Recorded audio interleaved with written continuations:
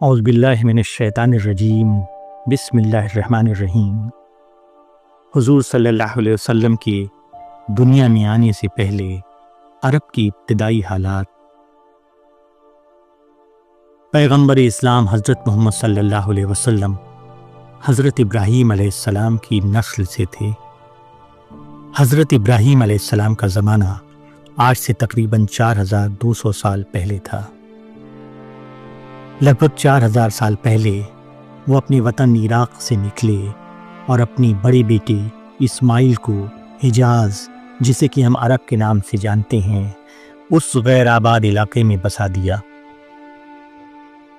جب حضرت اسماعیل علیہ السلام بڑے ہوئے تو انہوں نے قبیلہ جرہم کی ایک نیک خاتون سے نکاح کر لیا۔ ان کے ذریعے سے یہاں صحرائی ماحول میں ایک نسل تیار ہوئی جس کے اندر انسانی خصوصیات کمال درجے میں تھیں۔ چونکہ ان پر شہری تمدن کا کوئی سایہ نہ پڑا تھا، دور دراز کا یہ علاقہ تہذیب کی تمام خرابیوں سے پاک تھا۔ فطرت کے ماحول میں پرورش پانے کی وجہ سے ان کے اندر حق گوئی، جرت، بہادری اور آزادی کے اعلیٰ انسانی اخلاق موجود تھے۔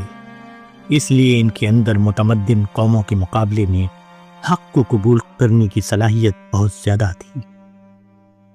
حضرت ابراہیم علیہ السلام اپنی دعوت سفر کے دوران کبھی کبھی یہاں آتے اور اپنے گھر والوں کی پوری نگرانی کرتے۔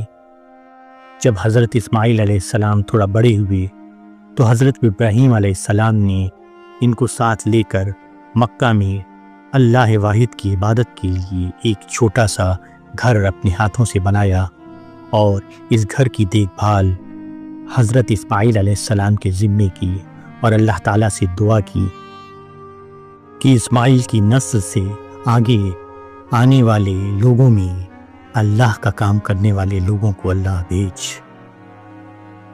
یہ پہلا گھر تھا جو صرف خدا کی عبادت کے لیے زمین پر بنایا گیا، جسے ہم مسجد الحرام کعبہ کے نام سے جانتے ہیں۔ حضرت اسماعیل کی نسل میں تقریباً 60 جنریشن کے بعد عبد المطلب پیدا ہوئے۔ اس خاندان کا نام قریش تھا۔ عرب کے تمام خاندانوں میں قریش کا خاندان سب سے ممتاز و معزز مانا جاتا تھا۔ اس خاندان میں بڑے بڑی عظیم شخصیت کے لوگ پیدا ہوئے، مثلاً عدنان، نذر، فہر، قسی بن کلاب وغیرہ۔ قسی اپنے زمانے میں حرم کعبہ کے متولی بنائے گئے۔ اس کی وجہ سے ان کی عظمت میں بہت اضافہ ہوا۔ قسی نے بہت بڑے بڑے کام کیے۔ قسی سے پہلے قریش کے خاندان ان مختلف مقامات پر منتشر تھے۔ قسی نے ان سب کو مکہ میں کعبہ کے اطراف میں جمع کیا، ان کے لیے گھر بنائے اور ان کو منظم کر کے ایک چھوٹی سی ریاست قائم کی۔ اس طرح قریش کو حجاز میں سیاسی اہمیت حاصل ہو گئی۔ یہاں سے ان کا تاریخی دور شروع ہوتا ہے۔ خانہ کعبہ ساری عرب کا مرکز تھا۔ حج کے موقع پر ہزاروں آدمی یہاں زیارت کے لیے آتے تھے۔ قسی سے پہلے یہاں ان کی میزبانی کا کوئی معقول انتظام نہ تھا۔ قسی نے کہا کہ ان حاجیوں کی میزبانی ہمارا فرض ہے، اور اس کام کے لیے انہوں نے باقاعدہ ایک رقم مقرر کی۔ اس رقم سے حاجیوں کے کھانے اور پانی کا انتظام کیا جاتا تھا۔ یہ کام ان کے بعد ان کے خاندان والے کرتے تھے۔ یہی وجہ تھی کہ حرم کعبہ کے متولی ہونے کی وجہ سے قریش کو تمام عرب میں بڑی عزت اور اہمیت حاصل تھی۔ عرب میں عام طور پر لوٹ مار کا رواج تھا۔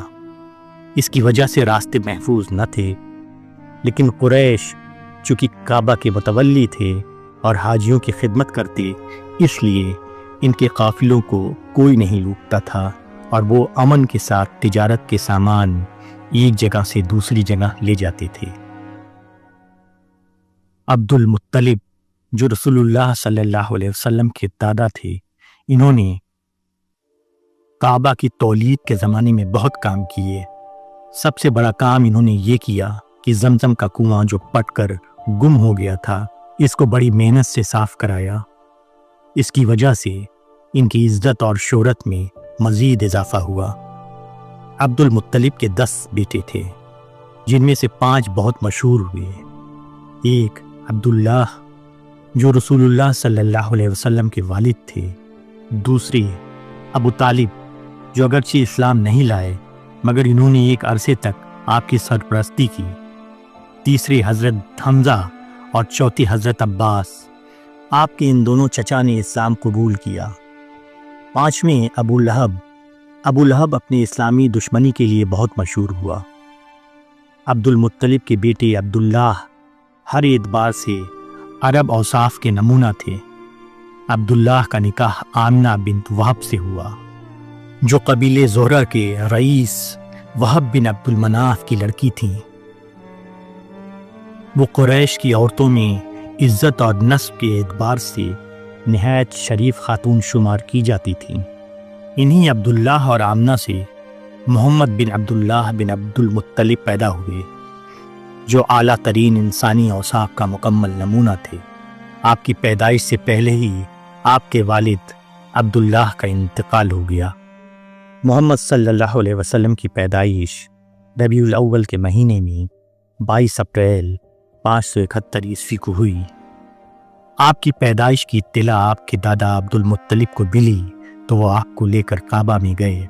وہاں انہوں نے مولود بچے کے لیے دعا مانگی اور اللہ کا شکر ادا کیا۔ آپ کی پیدائش کے 7ویں دن عبد المطلب نے آپ کا عقیقہ کیا اور آپ کا نام محمد رکھا۔ عقیقے کی اس تقریب میں قبیلہ قریش کے تمام لوگ شریک ہوئے۔ اس سے پہلے عرب میں کبھی کسی کا بھی محمد نام نہیں رکھا گیا تھا۔ محمد کا نام عرب میں بالکل نیا تھا۔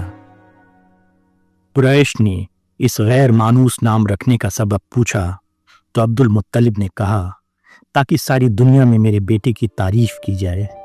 عرب کے اونچے گھرانوں میں یہ طریقہ تھا کہ وہ اپنے بچے کو دودھ پلانے کے لیے کسی صحرائی خاتون کے حوالے کر دیتے تھے تاکہ بچے کی ابتدائی پرورش کھلی فضا میں ہو سکے اور وہ فصیح عربی زبان بھی سیکھ جائے۔ بدوؤں جو کہ دیہات اور قربات میں رہتے تھے، ان کی زبان نہایت فصیح ہوتی تھی۔ اس رواج کے مطابق آپ کو قبیلہ بنی سعد بن بکر کی ایک عورت حلیمہ بنت ابی زہیب کے حوالے کر دیا گیا۔ یہی وہ خاتون ہیں جو حلیمہ سعدیہ کے نام سے مشہور ہیں۔ حلیمہ سعدیہ بیان کرتی ہیں کہ میں اپنی بستی سے قبیلے کی چند عورتوں کے ساتھ اس تلاش میں نکلی کہ دودھ پینے والے بچہ ملے تو اس کو اپنے ساتھ لے آؤں۔ میں ایک گدھی پر سوار تھی۔ ہم لوگ پر مشقت سفر کے بعد مکہ پہنچے۔ ہم میں سے کوئی عورت ایسی نہ تھی جس کے سامنے محمد کو پیش نہ کیا گیا ہو، مگر جب اس کو معلوم ہوتا کہ آپ یتیم ہیں تو وہ آپ کو لینے سے انکار کر دیتی۔ اس کی وجہ یہ تھی کہ ہم لوگ بچے کے باپ کی طرف سے اچھے سلوک کی امید رکھتے تھے۔ ہر عورت یہ سوچتی کہ جب وہ یتیم ہے تو اس کے ماں اور دادا سے کیوں کر اچھے سلوک کی امید کی جا سکتی ہے، اس لیے کسی نے آپ کو لینا پسند نہ کیا۔ حلیمہ سعدیہ کہتی ہیں کہ میرے ساتھ آئی ہوئی عورتوں میں سے ہر عورت کو کوئی نہ کوئی دودھ پینے والا بچہ مل گیا، صرف میں باقی رہ گئی۔ جب ہماری واپسی کا وقت آیا تو میں نے اپنے شوہر سے کہا، خدا کی قسم مجھے یہ بات پسند نہیں کہ میں کسی بچوں کو لیے بغیر یہاں سے واپس جاؤں۔ اب میں اس یتیم کے پاس جاؤں گی اور اس کو لے آؤں گی۔ میرے شوہر نے کہا کہ ایسا کرنے میں کوئی حرج نہیں ہے، کہ عجب کہ اللہ تعالیٰ ہمیں اس سے برکت دیتے۔ چنانچہ میں دوبارہ آپ کے گھر گئی اور آپ کو لے آئی۔ میرے اس فعل کا سبب اس وقت اس کے سوا کچھ نہ تھا کہ مجھے آپ کے سوا کوئی اور بچہ نہ ملا۔ محمد صلی اللہ علیہ وسلم 2 سال اور کچھ مہینے حلیمہ سعدیہ کے پاس رہے۔ یہ زمانہ خود حلیمہ سعدیہ کے لیے بڑے خیر و برکت کا زمانہ تھا۔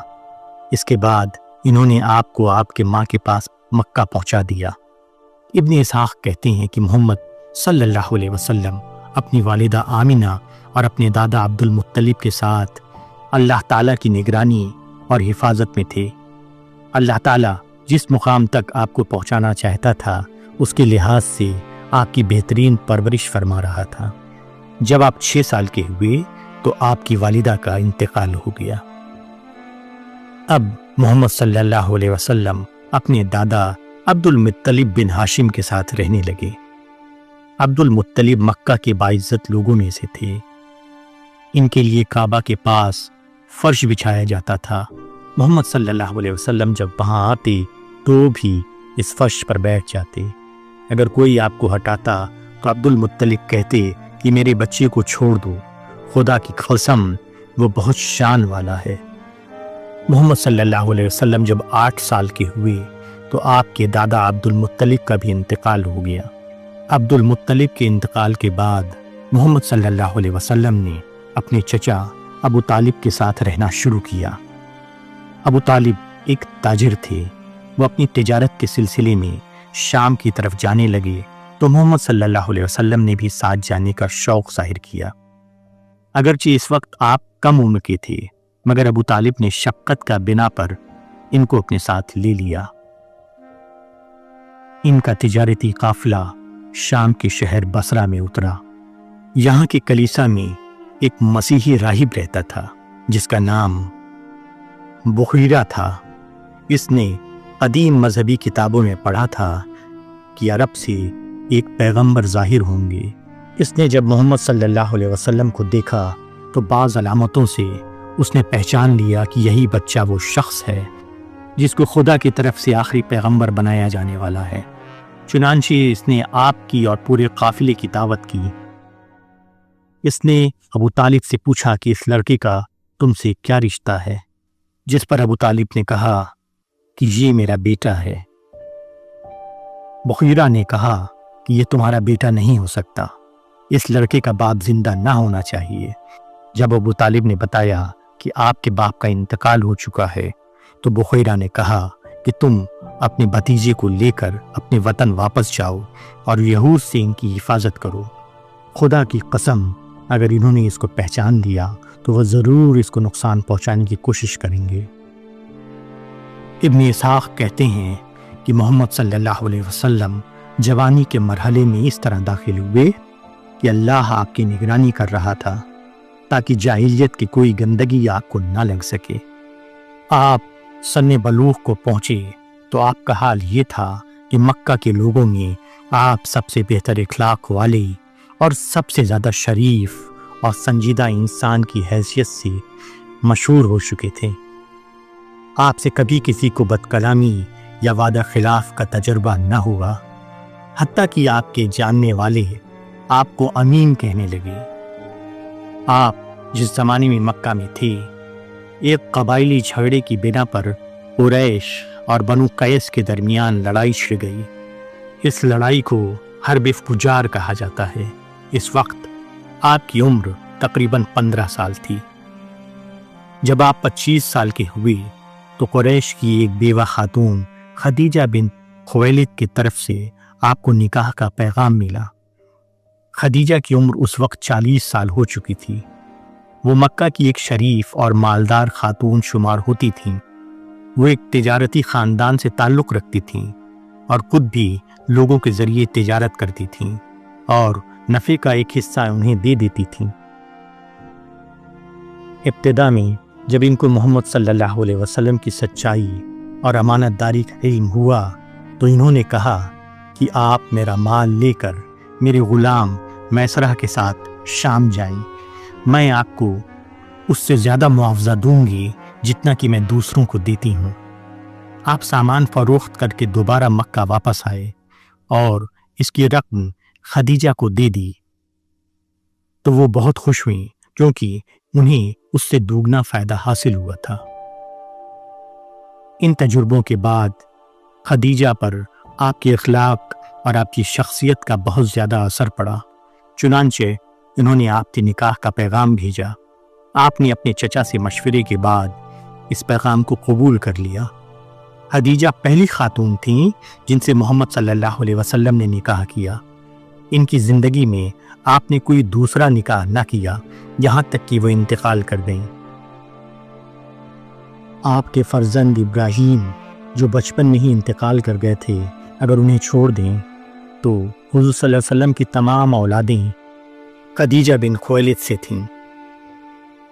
آپ کے تمام بیٹے بچپن ہی میں انتقال کر گئے۔ صاحبزادیوں میں رقیہ، زینب، ام کلثوم اور فاطمہ زمانہ اسلام تک رہیں۔ وہ سب آپ پر ایمان لائیں اور آپ کے ساتھ مدینہ کی طرف ہجرت کی۔ محمد صلی اللہ علیہ وسلم کی عمر 35 سال تھی۔ اس وقت قریش نے کعبہ کی نئی تعمیر کا ارادہ کیا۔ انہوں نے سابقہ تعمیر کو ڈھا دیا اور پتھر جمع کر کے نئی دیوار بنانا شروع کیا۔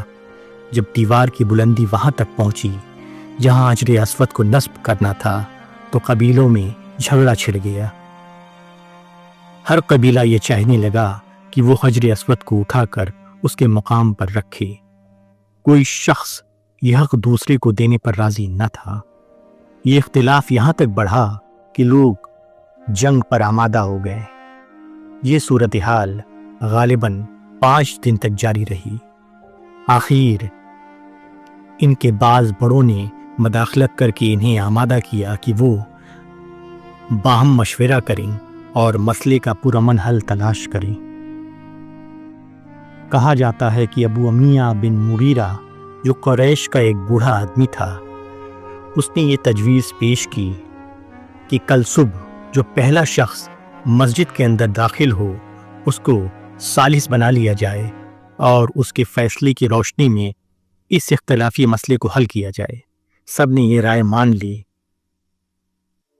اگلے دن جب وہ لوگ بیت اللہ میں آئے تو انہوں نے دیکھا کہ اس کے اندر داخل ہونے والے سب سے پہلے شخص محمد صلی اللہ علیہ وسلم ہیں۔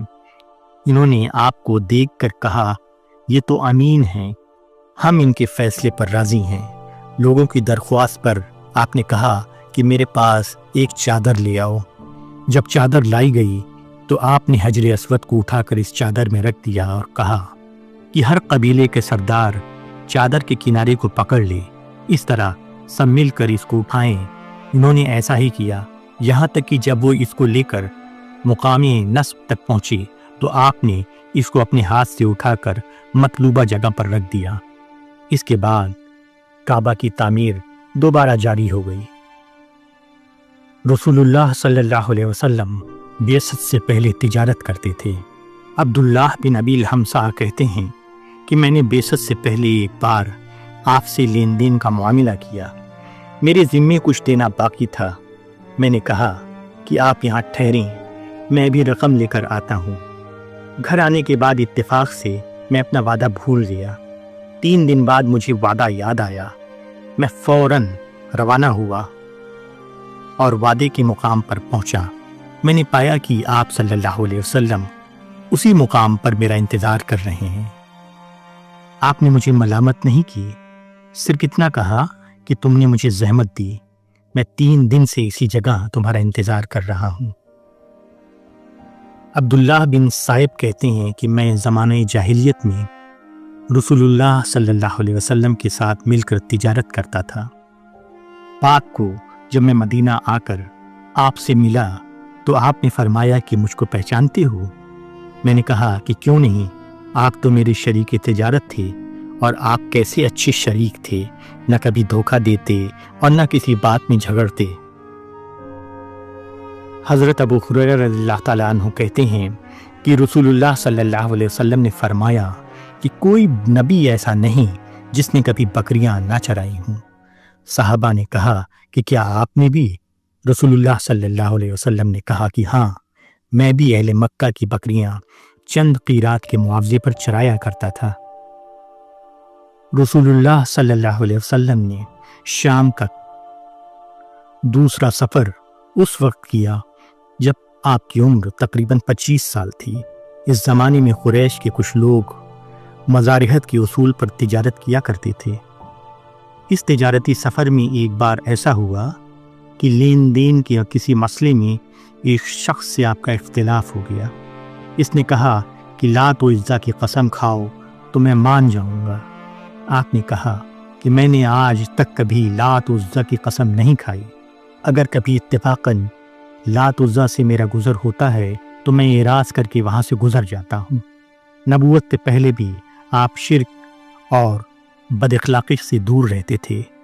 اس سلسلے میں آپ کی سیرت نگار ابو محمد عبد الملک بن حشام نے ابن اسحاق کے الفاظ نقل کیے ہیں۔ پس رسول اللہ صلی اللہ علیہ وسلم اس طرح جوان ہوئے کہ اللہ آپ کی نگرانی اور حفاظت کر رہا تھا اور جاہلیت کی گندگیوں سے آپ کو بچائے ہوئے تھا، کیونکہ اللہ چاہتا تھا کہ وہ آپ کو عزت اور پیغمبری کی عطا فرمائے، یہاں تک کہ آپ اس نوبت کو پہنچے کہ آپ مردانگی میں، اخلاق میں اور عزت میں اپنی قوم میں سب سے افضل مانے جاتے تھے، حسب اور نسب میں سب سے شریف اور ہمسائیگی میں سب سے اچھے مانے جاتے تھے، بردباری میں سب سے اعلیٰ اور بات چیت میں سب سے اچھے مانے جاتے تھے، امانت داری میں سب سے اچھے مانے جاتے تھے۔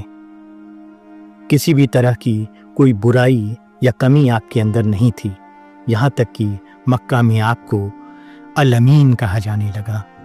انشاءاللہ اگلی قسط میں ہم نبوت کے حال کو جانیں گے۔